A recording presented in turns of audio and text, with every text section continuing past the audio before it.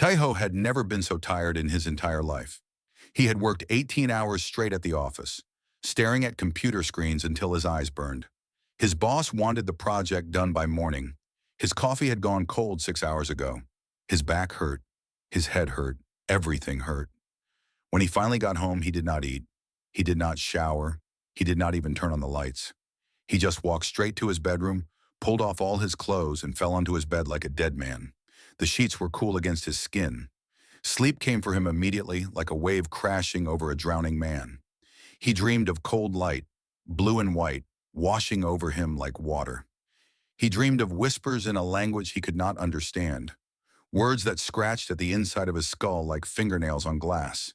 He dreamed of floating, of being lifted, of hands that were not hands touching his body. Then he woke up. The floor was cold. Not cold like his apartment floor in winter. Cold like metal that had never known warmth. Cold like something that existed far from any sun. Taiho opened his eyes and saw nothing he recognized. He was lying on a smooth silver surface. The ceiling above him was high and curved, like the inside of an egg. Strange lights floated in the air, glowing soft blue and moving slowly like jellyfish in deep water. The air smelled wrong. It tasted like copper and electricity and something else he had no name for. Taiho sat up fast. His heart was beating so hard he could hear it in his ears. He looked down at himself. He was still naked, completely naked. No clothes, no phone, no wallet, nothing. "What the hell?" he whispered. His voice sounded small in this strange place. Then he saw them. They stood behind a wall that looked like it was made of crystal or very clear ice. They were tall, so tall, maybe 3 meters or more. Their skin was pale and almost see-through, like the skin of a fish that lived in deep caves.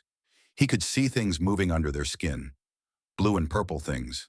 Veins, maybe, or something else. Their arms were too long. Their fingers were too many. Their heads were shaped like teardrops. And their eyes were large and black and had no white in them at all. They had no noses that Taiho could see, just small holes that opened and closed as they breathed. They were watching him. Taiho scrambled backward until his back hit a wall. The wall was warm and seemed to pulse slightly, like it was alive. He wanted to scream, but his throat had closed up. He wanted to run, but there was nowhere to go. One of the creatures pressed something on the wall near them. A voice filled the room. It was not a natural voice. It sounded like a computer trying to speak Korean, getting the words mostly right, but the feeling all wrong. Human specimen, male, young adult, healthy, you have been collected. Collected. The word hit Taiho like a punch in the stomach. Collected. Like a bug. Like a rock. Like something that belonged in a jar on a shelf. "Where am I?" Taiho shouted, his voice cracked. "What is this? Who are you?" The creatures did not react to his shouting. They just watched him with those huge black eyes and made marks on glowing tablets in their hands. "You are on Vessel 17 of the Veth Biological Survey," the computer voice said. "You will be evaluated. Cooperation will increase your survival probability." A door opened in the wall to Taiho's left. He had not seen the door before. It had been invisible, part of the smooth metal surface. Through the door he could see a larger room, and in that room he could see other people. Humans. Other humans. Taiho ran through the door without thinking. He did not care that he was naked. He did not care that the aliens were watching. He just needed to be near other people. He needed to know he was not alone. The room was bigger than his entire apartment building. The ceiling was so high it disappeared into darkness. There were maybe 30 or 40 people inside, scattered in small groups. Some were crying, some were screaming. Some just sat on the floor and stared at nothing, their eyes empty, and they were all naked. Every single one of them. A woman near Taiho looked up when he entered. She had short black hair and a face that looked like she had been crying for hours, but her eyes were sharp and intelligent, taking in everything around her. "Korean?" she asked him. "Yes," Taiho said.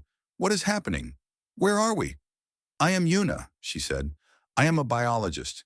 I was sleeping in my lab when they took me." She laughed, but there was no happiness in it. "I study alien life. I always wondered if it existed. I guess I have my answer now." A man walked over to them. He was older than Taiho, maybe in his 40s, with a military posture, even though he was naked and afraid. His name was Siwu, and he had been a soldier before. He had been taken from his home while his family slept in the next room. There was also Hana, a surgeon who had been napping in a hospital break room, and Minho, an old professor who had been sleeping in his study, surrounded by books he would never see again. All of them taken, all of them naked, all of them afraid. The computer voice spoke again, filling the entire room this time. All the humans went quiet to listen. Specimens of species 7431, designated human, the voice said. You have been collected for evaluation. The VETH Biological Survey has gathered samples from 1 million worlds. We study, we categorize, we determine worth. The voice paused. When it spoke again, the words made Tai-Ho's blood turn to ice. The weak species are cataloged and discarded. The useless become fertilizer for our growth chambers. If you wish to survive, you must prove your value. Evaluation begins in 6 hours. Rest now. You will need strength. The voice went silent. For a long moment, no one spoke. A woman somewhere in the room started crying loudly. A man began praying in a language Tai-Ho did not understand. Someone else was vomiting in a corner. Tai-Ho looked at the people around him. At Yuna, the biologist. At Siwu, the soldier. At Hana, the surgeon. At old Minho, the professor. All of them strangers. All of them human. All of them taken from their beds with nothing but their bare skin. He was so scared he could barely breathe. But somewhere deep inside him, under all the fear and the confusion and the shock, something else was waking up. Something stubborn, something angry. They wanted to evaluate humans? They wanted to test their worth? Fine, Tai-Ho thought. Let them try. He did not know it yet. But that small spark of defiance would change the galaxy forever. The 6 hours passed too quickly. Tai-Ho did not sleep. None of them did. They sat in small groups and talked in quiet voices. They shared their names. They shared their stories. They tried to make sense of something that made no sense at all. Yuna explained what she had observed about their captors. The Veth, as they called themselves, seemed to be scientists, collectors. They traveled the universe looking for life forms to study. They had been doing this for thousands of years, maybe longer. They had samples from over 1 million worlds. We are just another species to them, Yuna said, like ants under a magnifying glass. Siwu, the former soldier, had been watching the guards. The Veth moved slowly, he noticed. Their long bodies were not built for quick action. They relied on technology, on doors that locked automatically, on invisible walls that shocked anyone who touched them. They did not expect their specimens to fight. They think we are weak, Siwu said. We need to let them keep thinking that. When the evaluation began, the humans were separated into groups and taken to different parts of the ship. Tai-Ho's group included Yuna, Siwu, Hana, Minho, and 12 others. They were pushed into a large white room with no furniture, no features, nothing but smooth walls and bright light. They were not alone. Other creatures were in the room with them. Aliens from other worlds, also collected, also naked or nearly so. There was a group of small beings with fur and large ears who shook with terror in the corner. There were tall, thin creatures with 4 arms and skin like tree bark. There was something that looked almost like a giant insect, clicking and buzzing in distress. A Veth observer stood behind a clear wall, watching them all. The computer voice spoke. Evaluation 1. Resource competition. Food will be provided, not enough for all. Obtain resources, survive. A panel in the wall opened and small packages dropped onto the floor. Tai-Ho counted quickly. There were maybe 20 packages. There were at least 50 creatures in the room. For a moment, nothing happened. Then one of the 4-armed creatures moved toward the food. Another followed, the insect being charged forward. The small, furry creatures screamed and ran. Within seconds, the room became chaos. Creatures fought each other. The 4-armed beings used their extra limbs to grab as much as they could. The insect creature attacked anything that came close. The furry beings were trampled under larger feet. Tai-Ho watched in horror. This was what the Veth wanted. They wanted them to fight. They wanted them to kill each other for scraps. This was the test. Show them you are willing to destroy others to survive. No, Taiho said quietly, then louder. No, we are not doing this. He grabbed Siwoo's arm. Tell them. Tell the other humans. We do not fight each other. We share. Siwoo understood immediately. He moved through the group of humans, speaking quickly in Korean. Hana spread the word to those who spoke other languages. Within a minute, all 17 humans stood together in a tight group, not moving toward the food. The Veth observer leaned forward, curious. Yuna picked up 2 of the food packages that had landed near their group. She did not eat them. Instead, she opened them and began breaking the food into small pieces. Equal pieces, one for each human. We share, she said loudly, looking directly at the Veth behind the wall. This is what humans do. Old Minho walked slowly to the furry creatures who were crying in the corner. They flinched when he approached, expecting violence. Instead, he knelt down and offered them some of his food. His hands were gentle. His voice was soft. It is okay, he said, even though they could not understand his words. We will not hurt you. Eat, please. The furry creatures looked at him with huge wet eyes. Slowly, one of them reached out and took the food. Then another. They began to eat, still shaking, but no longer screaming. Hana approached the injured. One of the furry creatures had a broken leg from being trampled. Hana examined it carefully, then tore a strip of fabric from nothing. There was nothing to tear. She looked around, then pulled a hair from her own head. It was not enough. She needed something else. Give me your hands, she said to the nearest human. Working together, they made a tiny splint from their fingernails and hair in the hard material of the food packages. It was rough and ugly and primitive, but it worked. The creature's leg was stabilized. The Veth observer was making rapid marks on a glowing tablet now. Other Veth had gathered behind the clear wall, all watching the humans. The evaluation ended. The computer voice announced results. 17 species had been in the room. 3 species had lost members to violence. 2 species had been so traumatized they had stopped responding entirely. 4 species had gathered resources successfully by fighting, and 1 species, humans, had shared everything they had and helped the weak. The Veth did not know what to do with this information. In the hours that followed, there were more tests. Tests of strength, where humans performed poorly against larger species. Tests of speed, where humans were only average. Tests of intelligence, where humans did well, but not best. But something strange kept happening. In every test, the humans helped each other. When one human was too tired to continue, another would encourage them. When one human failed, the others did not abandon them. They stayed together. They worked together. They refused to leave anyone behind. And they kept helping other species too. Yuna learned to communicate with the tree bark beings using hand signals. Siwoo taught the furry creatures how to hide from the larger predators. Minho sat with a dying insect being and stayed with it until the end, holding what might have been its hand. The Veth had never seen anything like this. They had studied over 1 million species. They had seen cooperation before? Yes, but only within families, only within genetic lines. When resources were scarce, every species they had ever observed turned on each other eventually. It was the law of nature. The strong survived. The weak died. Humans were breaking all of their models.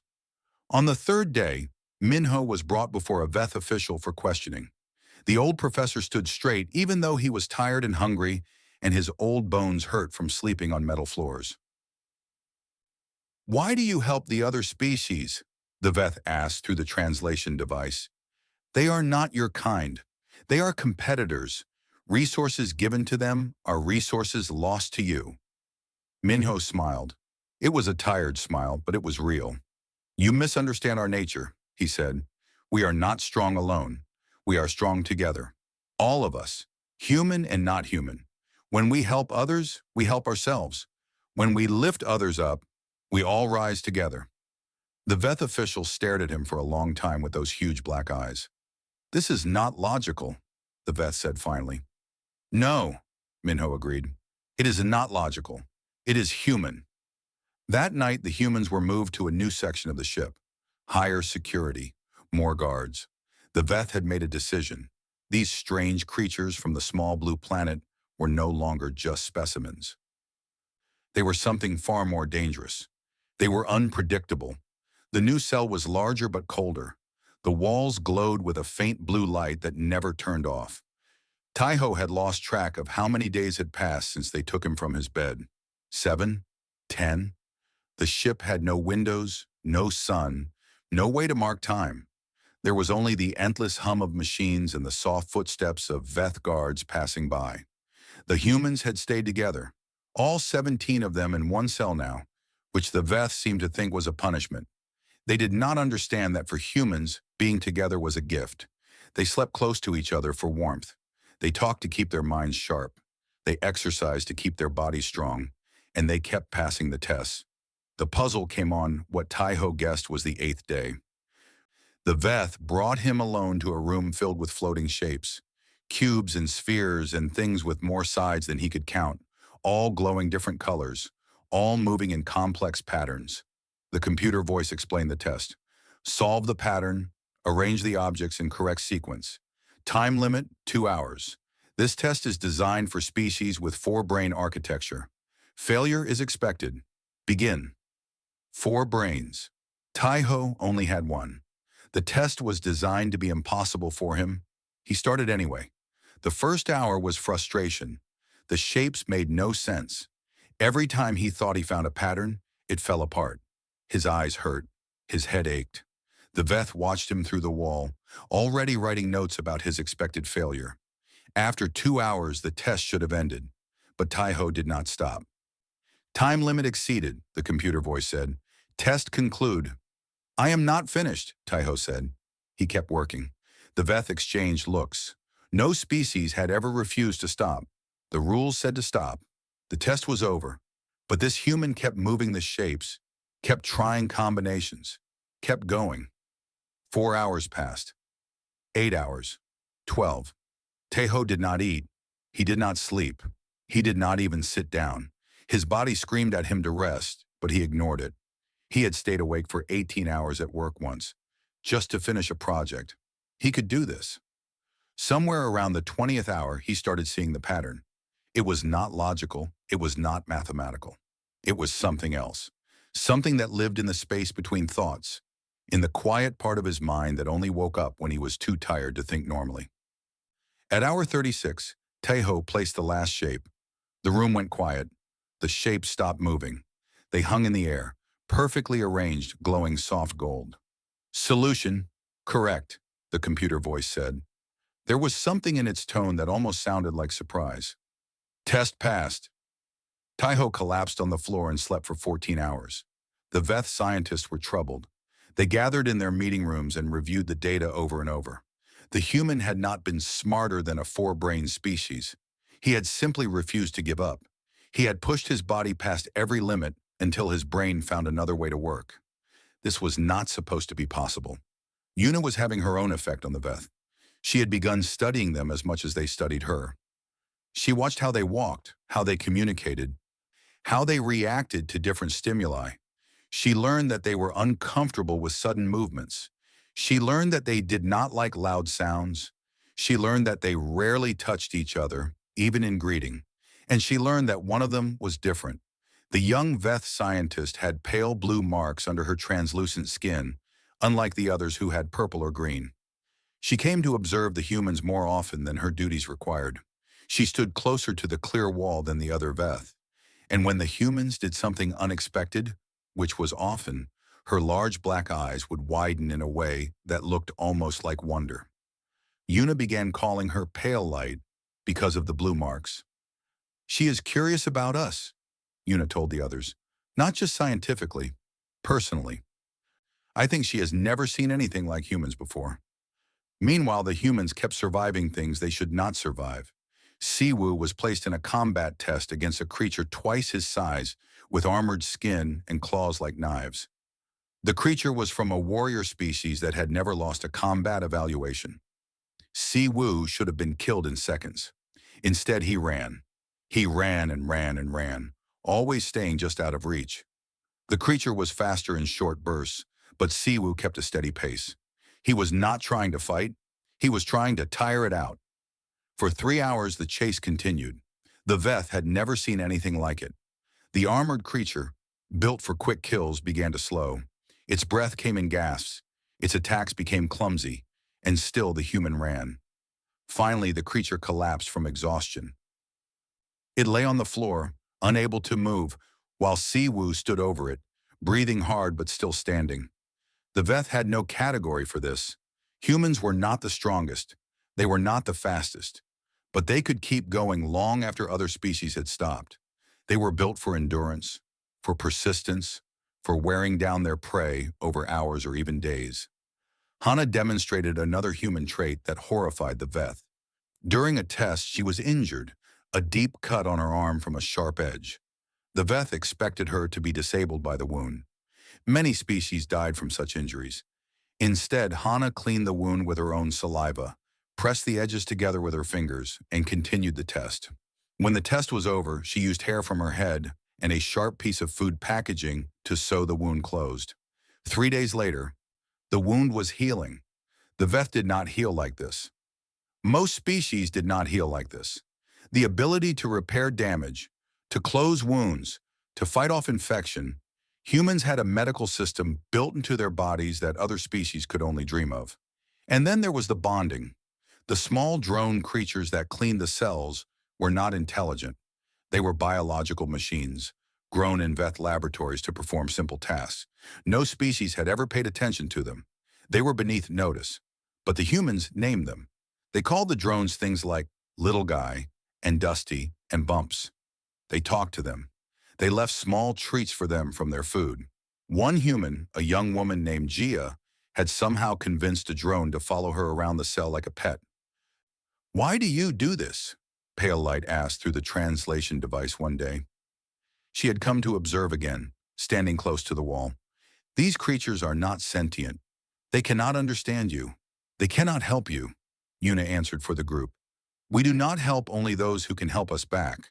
We do not bond only with those who are useful. It is not about what we can get. It is about what we can give." Pale Light was quiet for a long time. Then she left without another word. That night, the humans heard an announcement through the ship's communication system. It was in the Veth language, but Yuna had learned enough to understand the important words. "High security transfer," she translated, her face pale. "The humans are being moved. We are being taken to the Veth homeworld." "Why?" Taiho asked. Yuna swallowed hard. "They called us an anomaly. They have never seen a species like us. They do not understand us." She paused. "And things they do not understand, they consider dangerous." The cell was silent. Everyone understood what this meant. They were no longer just specimens to be studied. They were a threat to be contained or eliminated. The ship changed course. The humans could feel it in the vibrations of the floor, in the way the floating lights shifted direction. They were heading somewhere new now, somewhere final. Siwu gathered them in the corner of the cell, farthest from the observation wall. He spoke in a low voice, barely above a whisper. "We have maybe 2 weeks before we reach their homeworld," he said. "After that, we will never escape. Whatever they plan to do with us, it will happen there. Our only chance is now." The others listened in silence. They were tired. They were scared. They had been prisoners for so long that some of them had started to accept it. But in their eyes, Taiho could still see a spark, the same spark he felt in his own chest, the stubborn, angry human refusal to give up. "What are you suggesting?" Hana asked. Siwu took a deep breath. "We take the ship." The words hung in the air like smoke. "Take the ship. 17 naked humans against thousands of Veth and their advanced technology." It sounded insane. It sounded impossible. It sounded very, very human. "Not just us," Yuna added. She had been thinking about this too. "There are other prisoners on the ship, thousands of them, species from hundreds of worlds, all collected, all afraid, all waiting to be judged." "If we can free them, they will not help us," someone interrupted. "They are too different, too scared. We cannot even talk to most of them." "We can learn," Yuna said firmly. "We can find ways. It is what we do. We adapt. We connect. We make friends with anything that has a mind and a heart." She smiled slightly. "Even cleaning drones." The planning began that night and continued for days. Each human had a role. Una studied the Veth. She mapped their routines, their guard schedules, their weaknesses. She noticed that they were slower in the hours after meals, when their strange digestive systems required extra energy. She noticed that they communicated with subtle color changes in their skin, which meant they could be confused by certain lights. She noticed that they never expected violence from species smaller than them. Siwu trained the fighters. Not all the humans were strong, but he taught them what he could, how to strike at weak points, how to move together as a unit, how to use surprise and speed against a larger enemy. He also began reaching out to other prisoners through the cell walls, using hand signals and simple drawings to communicate. Hana gathered supplies. Every meal she took a tiny piece of something, a hard edge of food packaging, a drop of cleaning fluid, anything that might be useful. She created a hidden medical kit in a corner of the cell, ready for when people would inevitably be hurt. Minho became the diplomat. His calm voice and gentle manner made other species trust him. He sat at the edges of the cell for hours, communicating with the furry beings in the next room, with the tree bark creatures across the hall, with anyone who would listen. Slowly, word spread among the prisoners. The humans were planning something. The humans wanted to fight back, and Taiho became the symbol. He had not meant for it to happen, but the story of his arrival had spread through the ship somehow. The human who was taken naked and alone. The human who had nothing, no clothes, no tools, no weapons, and still refused to break. Other prisoners whispered about him. They pointed at him when he walked past their cells during transfers. "You represent something to them," Una told him one night. "Hope. You were taken at your most vulnerable, and you are still standing. That matters." Taiho did not feel like a symbol. He felt like a tired man who wanted to go home. But if believing in him helped others find courage, then he would stand as tall as he could. The rebellion grew in the shadows. The tree bark beings agreed to help first. They were slow and peaceful, but they were strong, and they hated the Veth who had destroyed their forest world to collect specimens. The furry creatures joined next. Then a species of small, quick beings with 8 legs who could move through ventilation shafts. Then a group of tall, silent creatures who communicated only through touch. 7 species, then 10, then 15. Not everyone joined. Some were too afraid. Some had given up hope long ago. Some did not trust the strange humans who talked about freedom like it was possible. But enough joined. Enough believed. Pale Light came to observe more frequently now. She stood at the wall and watched Taiho with those huge dark eyes. And there was something in her gaze that looked like conflict, like she was fighting a war inside herself. One night, when no other Veth were nearby, she spoke to Taiho directly. "I know what you are doing," she said through the translation device. Her voice was soft, almost a whisper. "I have seen the signals between cells, the planning, the preparation." Taiho's heart stopped. This was it. They were caught. Everything was over. But Pale Light did not call for guards. She just stood there looking at him. "Why do you fight?" she asked. "You cannot win. The Veth have ruled this sector of the galaxy for 10,000 years. Our technology is beyond anything you have ever seen. Our numbers are vast. Our ships cover the stars like dust." She leaned closer to the wall. "You will die. All of you. Why do you still fight?" Taiho thought about the question. He thought about his bed at home. His small apartment, his boring job, his ordinary life. He thought about how he had fallen asleep naked and exhausted, expecting nothing more than another normal day. And now here he was on an alien ship, planning a rebellion against an empire that had existed since before humans learned to write. "Because giving up was never an option," he said finally. "We are human. We do not stop, even when it is hopeless, even when it is impossible, even when every logical calculation says we will fail." He looked directly into her black eyes. "We fight because fighting is who we are, and we would rather die standing than live on our knees." Pale Light was silent for a long moment. The colors under her skin shifted slowly, blue to purple to blue again. "I have studied many species," she said at last. "Intelligent species, powerful species, species that conquered worlds and built empires. But I have never studied anything like humans." She paused. You terrify me, and yet I cannot stop watching you. She turned to leave, then stopped. The guard rotation changes in 3 days, she said without looking back. The evening shift is understaffed. The power systems have a flaw that can be exploited from the maintenance level. The communication arrays can be disabled from junction point 7. Then she walked away. Tai-Ho stood frozen, unable to believe what had just happened. Pale Light had not reported them. She had helped them. She had given them exactly the information they needed. He ran to tell the others. The uprising would begin in 3 days. The lights flickered at exactly the moment Siwoo had planned. 3 seconds of darkness. Just enough time for the chaos to begin. Tai-Ho moved before he could think. His body remembered Siwoo's training, even though his mind was screaming with fear. He grabbed the edge of the cell door just as the power went down and pulled with everything he had. The door, designed to lock automatically, had no power to hold it closed. It slid open with a grinding sound. All across the ship, the same thing was happening. Cell doors opening, prisoners pouring out into corridors. Veth guards stumbling in the darkness, their slow bodies unable to react quickly enough. The first scream came from somewhere to the left. Then another. Then the sounds blended together into a roar that filled the entire ship. Thousands of voices, thousands of creatures, all of them prisoners, all of them finally free.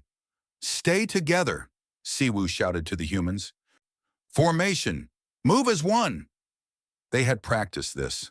17 humans moving in a tight group, watching each other's backs, covering each other's weaknesses. They were not the strongest fighters in the rebellion. They were not the fastest.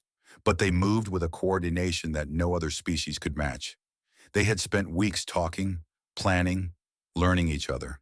They knew how each person moved. They knew how each person thought. The Veth were not prepared for this. A guard appeared ahead of them, tall and terrible, holding a weapon that glowed with dangerous light. Siwoo did not hesitate. He charged directly at the guard, ducking under its first shot, rolling past its long arms, coming up behind it before it could turn. His fist found the soft spot at the base of its skull that Yuna had identified. The guard fell. "Keep moving," Siwoo ordered. They reached junction point 7 in 8 minutes. Yuna worked on the control panel while the others formed a protective circle around her. Her fingers moved fast, finding the right sequences, shutting down communication arrays one by one. The Veth would not be able to call for help. They would not be able to coordinate their defense. They were alone. The first human casualty came at the next corridor. Her name was Jia. She was the one who had befriended the cleaning drones. She was quick and brave, and she stepped in front of a weapon blast meant for Minho without even thinking. The blast hit her in the chest. She fell and did not get up. Tai-Ho felt something inside him go cold and hard. He had known people would die. He had known this would not be clean or easy. But seeing Jia's body on the cold metal floor made it real in a way that planning never could. "We cannot stop," Hana said, her voice shaking but firm. She would not want us to stop. They kept moving, and they kept fighting. The ship had become a battleground. Different species fought in different ways. The tree bark beings used their massive strength to tear through walls and guards alike. The small 8-legged creatures moved through the ventilation systems, appearing behind enemy lines, creating chaos and confusion. The furry beings had organized into medical teams, pulling the wounded to safety with surprising courage. And everywhere, humans were there, leading, encouraging, refusing to give up. Tai-Ho found himself fighting alongside a creature he could not even name. It had 6 eyes and scales and a tail that could break bones, but it fought beside him like a brother. When a guard aimed a weapon at Tai-Ho's back, the creature knocked it aside. When the creature was wounded, Tai-Ho dragged it to cover. They did not speak the same language. They did not even breathe the same air. But in that moment, they understood each other perfectly. The battle reached the command center after 4 hours of constant fighting. The doors were heavy and reinforced, designed to withstand any assault. Inside, the Veth commanders were coordinating what remained of their defense. Siwoo looked at the doors, then at the exhausted fighters behind him.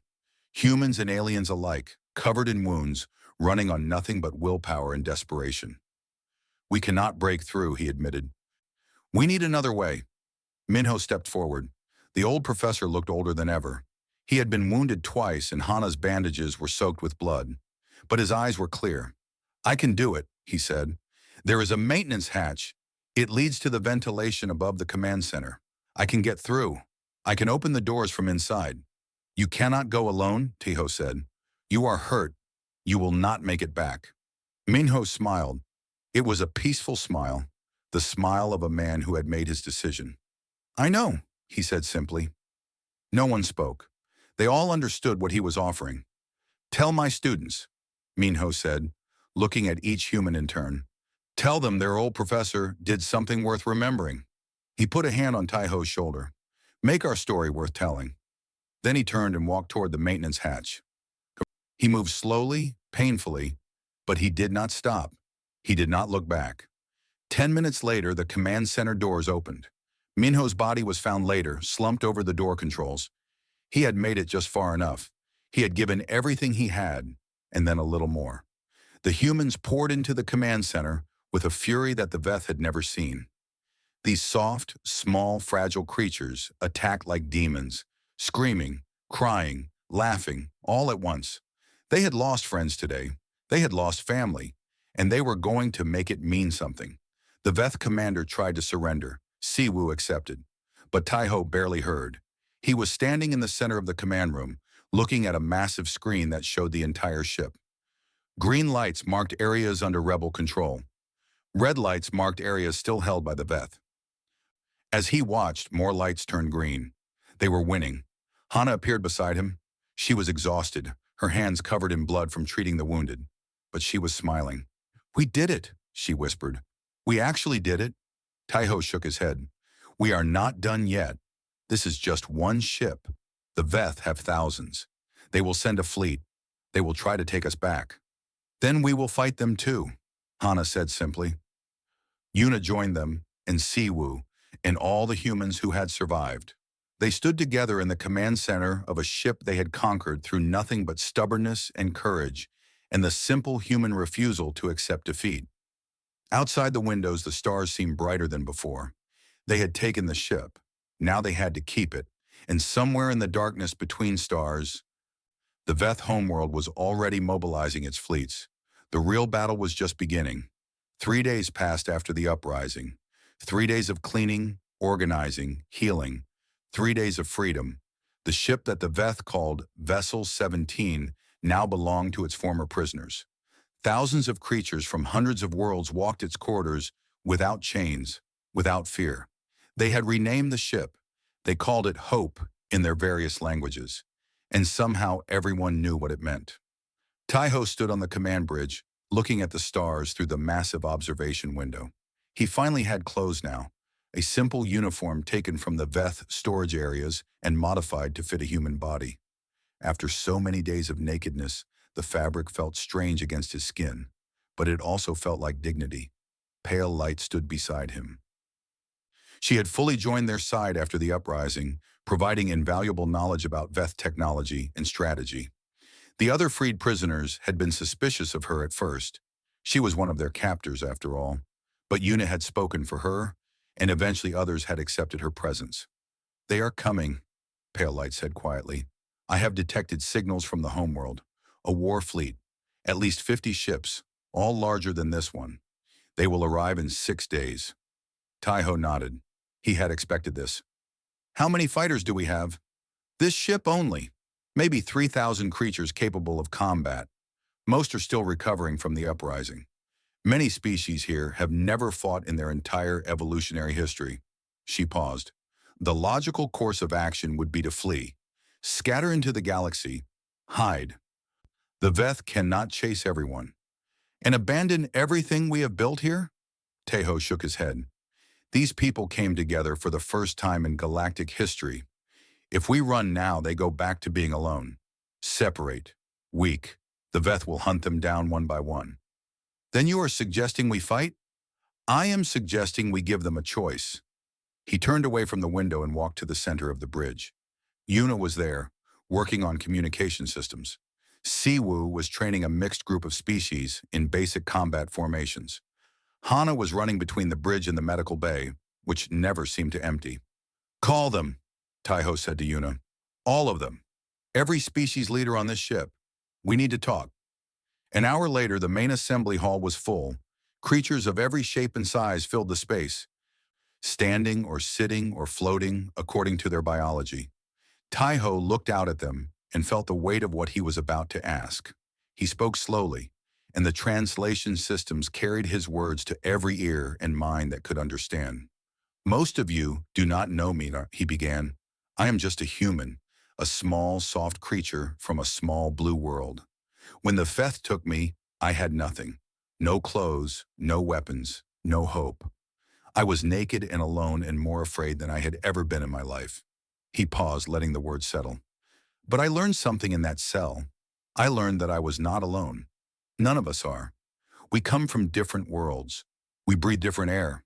We see different colors and hear different sounds. But we all know what it means to be afraid.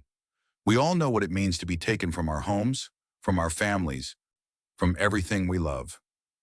The hall was absolutely silent. Thousands of eyes of every color and shape were focused on him. The Veth are coming. 50 ships. Thousands of soldiers. They want to take us back. They want to put us in cells again, study us again, use us again. His voice hardened. I say no. I say we have been cages long enough.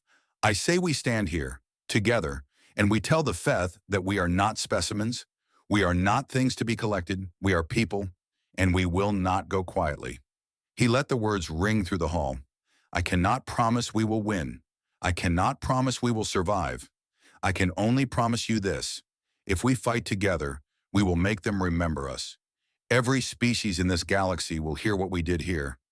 They will know that once, just once, the forgotten and the lost and the abandoned stood up and said enough. He spread his arms wide.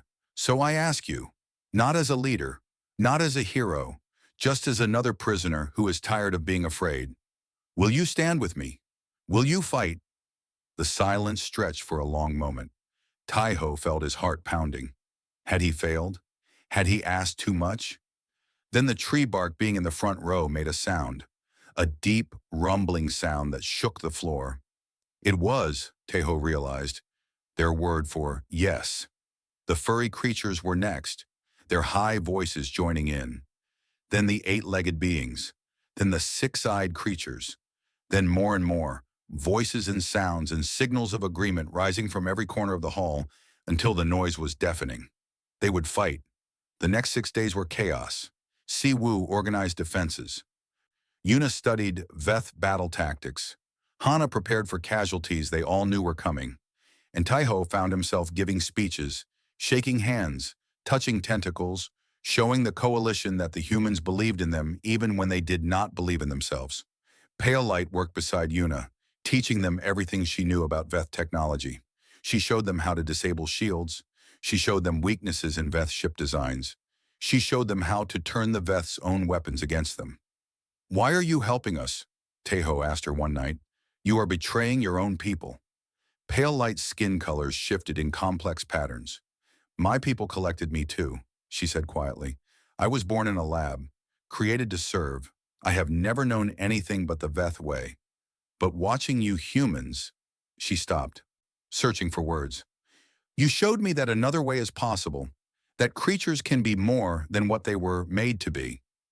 On the 6th day, the Veth fleet appeared on the sensors. 50 ships, just as Pale Light had predicted. They hung in space like a wall of metal and death, blocking out the stars. The Veth commander sent a message. It was broadcast to everyone on the Hope. Specimens and traitors, the voice said, cold and mechanical. You have one chance to surrender. Open your ship. Return to your cells. The ringleaders will be executed, but the rest will be spared. This is your only offer. Refuse, and you will all be destroyed. Taiho looked around the bridge, at Yuna, at Siwu, at Hana, at Pale Light, at all the strange and wonderful creatures who had chosen to stand with them. Should I reply? Yuna asked. Taiho nodded. Open a channel. Let them all hear. He stood straight and spoke clearly, knowing his words were reaching not just the Veth fleet, but every translator on every ship in the coalition. This is Taiho of Earth. You took me naked and alone from my bed. You stripped me of everything, my clothes, my dignity, my hope. You thought that would make me weak. He smiled, and there was no fear in it anymore. Only fire. You were wrong. Now I stand with an army of the forgotten, the abandoned, the ones you thought did not matter. We are the specimens who refuse to be cataloged. We are the weak who chose to be strong. He pointed at the screen showing the Veth fleet. Come and try to take us back. We will be waiting. He cut the channel. The battle for the future of 100 species was about to begin. The first Veth ship exploded in a flash of blue light, then the second, then the third. Taiho gripped the edge of the command console, watching the battle unfold on the massive screens. The Hope was firing everything it had, and somehow, impossibly, the shots were finding their marks. Pale light had taught them well. Every weakness she had revealed, every flaw in Veth design was being exploited, but it was not enough. 3 ships down, 47 to go. The Veth were regrouping, forming new attack patterns. Their return fire hammered against the Hope's shields, and each hit made the whole ship shake. Shields at 60%, Yuna called out from her station. We cannot take much more of this. Siwu was commanding the boarding defense teams, his voice calm over the communication system. Veth soldiers were trying to breach the hull in multiple locations.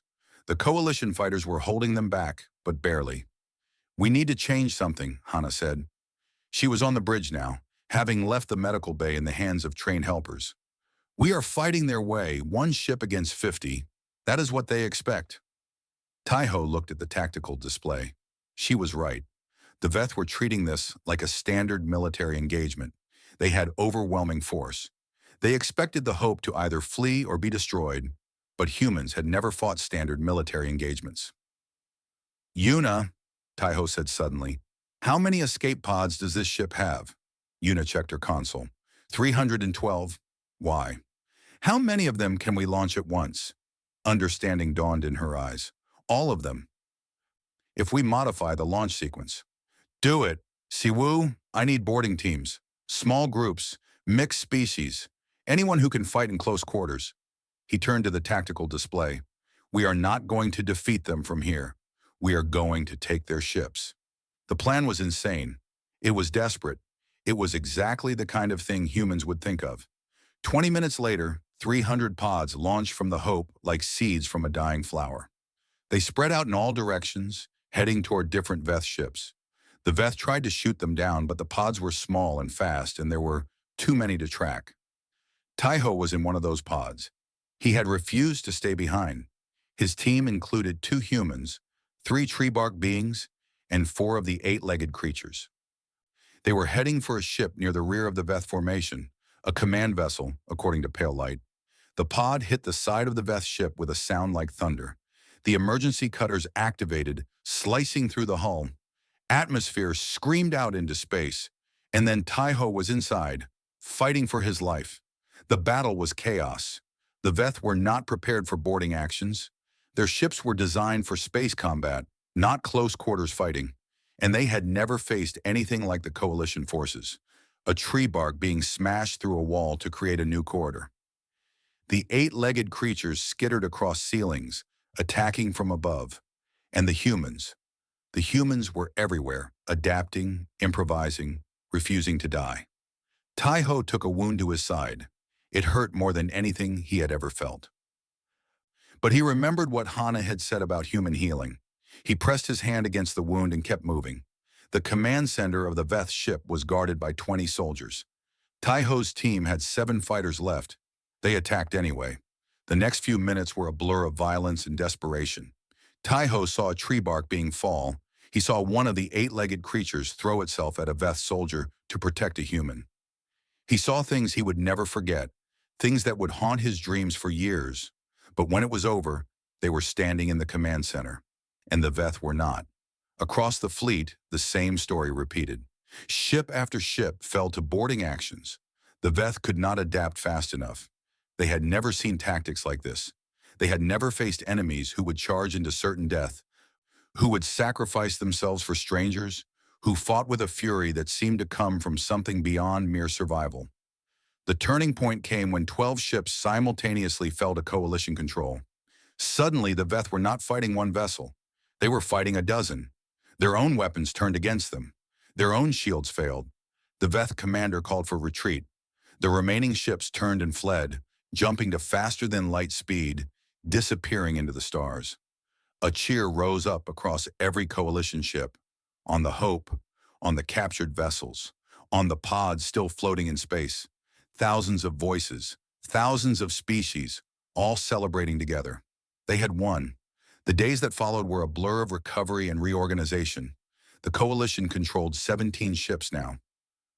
They had taken casualties, too many casualties, but they had survived. They had proven that the mighty Veth could be beaten. Word spread fast through the galaxy. The Veth tried to suppress the story, but it was impossible. Too many species knew. Too many worlds had received signals from freed prisoners, messages that said, "We are alive, we are free, we are coming home." Earth was contacted 6 months later. Taiho was there for the first transmission. He stood in the communications center of the Hope, which the Coalition had voted to keep as their flagship, and watched as a signal was sent to a small blue planet 30,000 light-years away. "This is Taiho of the Coalition of Free Species," he said, his voice steady despite the emotion threatening to overwhelm him. "I was taken from my bed in Seoul, Korea. I was naked and alone and afraid, but I am not alone anymore, and I am coming home." The response came an hour later. Human voices speaking Korean and English and a dozen other languages, crying, laughing, asking questions faster than anyone could answer. Humanity learned that day that they were not alone in the universe. They also learned that their reputation had arrived before them. 3 years later, Taiho walked on Earth again. He wore clothes this time, the uniform of the Coalition, with marks showing his rank as one of its founders. Yuna walked beside him, and Siwoo and Hana. They were the first humans to return from the stars. The world had changed while they were gone. Humanity knew about the Veth now. They knew about the Coalition. They knew about the uprising. The story of the naked man who started a revolution had spread across every news network, every social media platform, every history book being written. Taiho did not feel like a hero. He felt like a tired man who had done what he had to do. But when the crowds gathered to see them, when the children held up signs with his name, when the leaders of nations shook his hand and thanked him for showing the galaxy what humanity could do, he let himself feel something like pride. Pale Light had come to Earth as well. She was the Coalition's ambassador to humanity now. She stood before the United Nations and spoke about what she had learned from humans. "They are not the strongest species," she said. "They are not the fastest. They are not the smartest. By every measure we Veth used, they should have been unremarkable, catalogued, discarded." She paused, her skin colors shifting in patterns that humans had learned to recognize as deep emotion. "But we were wrong.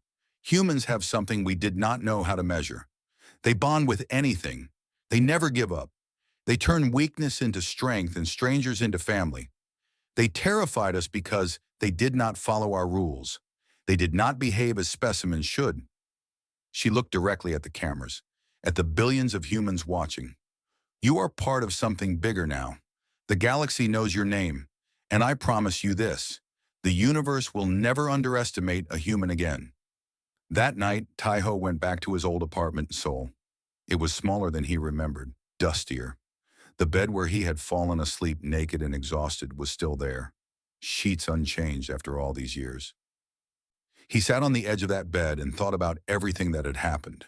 The fear, the pain, the loss, Minho, dying to open a door, Jia stepping in front of a blast meant for someone else, all the friends he had made among the stars, alien and human alike. He had fallen asleep naked and powerless.